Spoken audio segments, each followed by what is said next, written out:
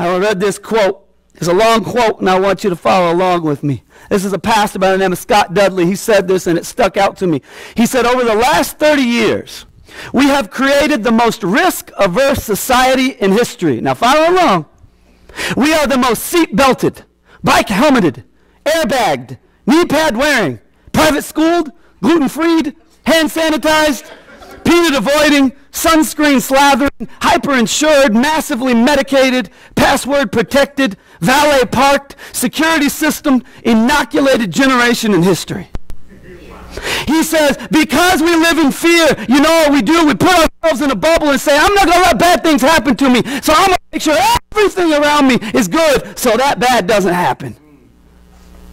But you know what's amazing is what he says last. All of those things that we've done to protect us haven't actually protected us. You know what they've done? All it has done is make everyone more afraid of everything.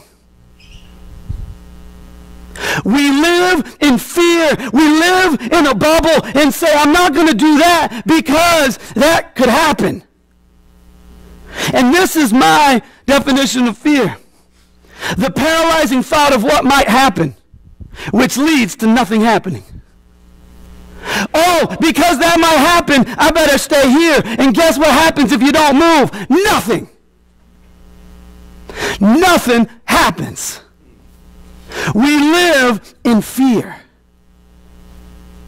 So I go back to my original question. Easter, what difference does it make if we are a culture that lives in fear, yet I believe in the resurrection, but yet I fear just as much as the person who doesn't believe in the resurrection? Then what do they think about my Jesus?